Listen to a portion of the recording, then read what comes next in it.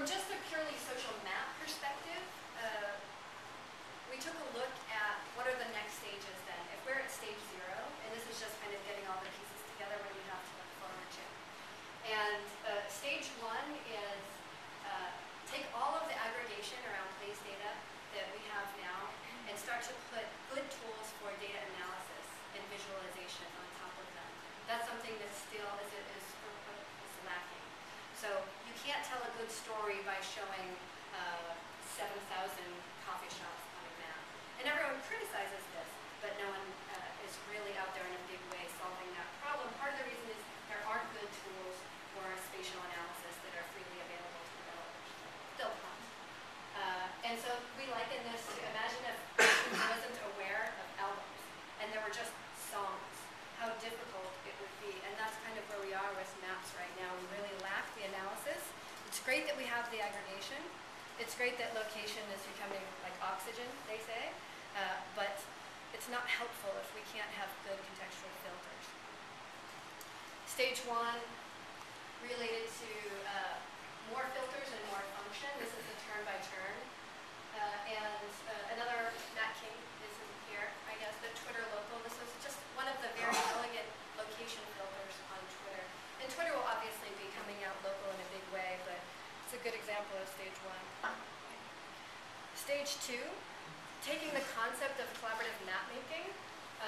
Right now, we have a Flash iteration that allows people on the web to communicate directly on the map. So they're actually talking to each other. Everyone is represented by a pin, and you can exchange information right there. You have your own pin on the map, and it becomes a kind of communications channel. What's interesting about this is if you look at transaction on a map, not just purchase, but a conversation is a transaction. An exchange of some kind is a transaction, all the way to real-time marketplaces. So imagine location-based movements such as local food, the concept of Craigslist being completely ported into a social map for the iPhone where you can trade goods with people within your area. And we believe this is where things are going from not just making maps together, but taking the movements that you're already working on that are related to place and using social mapping for that. Stage 3, this is the augmented reality push that everybody is so excited about, but I love this quote from Morpheus. The science of cartography becomes so exact that only a map on the same scale as the empire itself will suffice.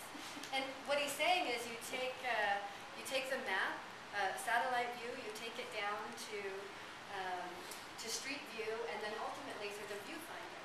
And you have so much information that if we can nail the contextual filters, then education will happen this way. Kids will leave their classroom. Every 3rd grade class has to study Portland in this city. And they will be taking their little devices around and looking at a building, and the information, the history, the architect will come up. So education out of the classroom is one of the best examples, I think, that we have to look forward to for augmented reality. This is Sakai, by the way.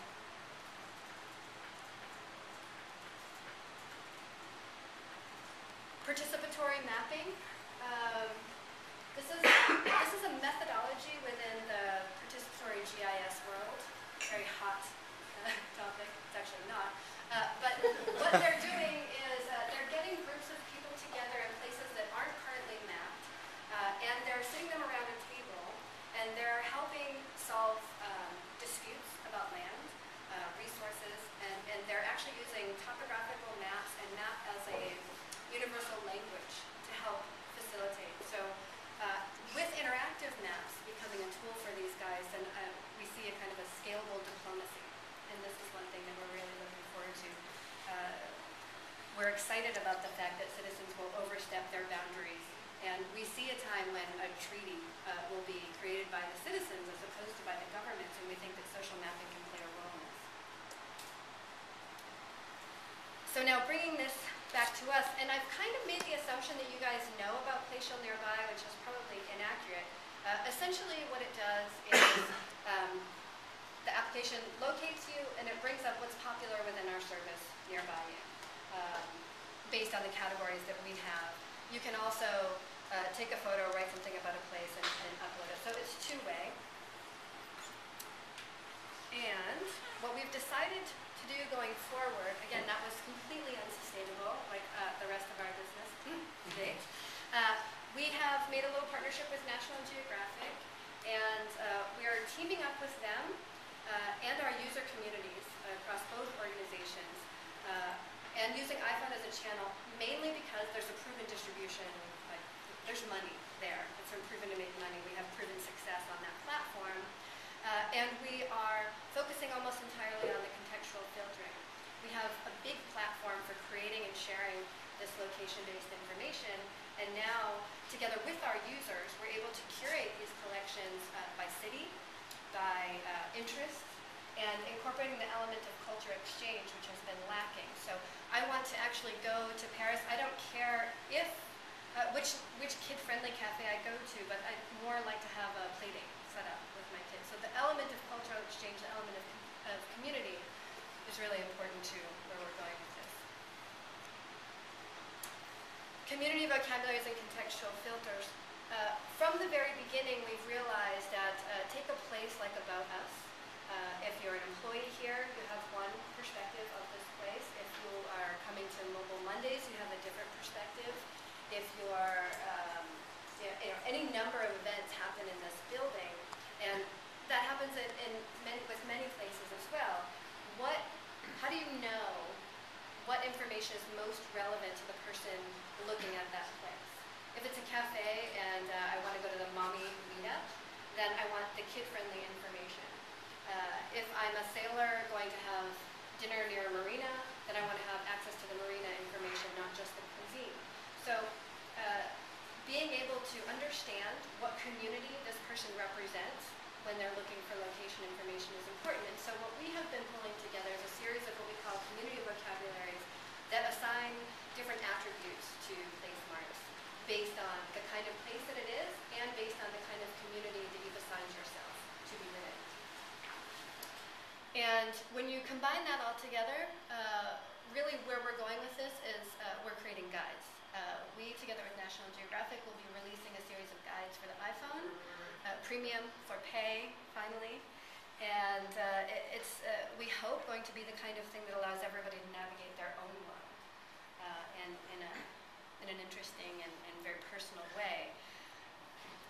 One of the things, we started out with tags, and tags were incredibly loose, and we debated this. I'm sorry. I'm sorry to interrupt, but I don't know the terminology place marks.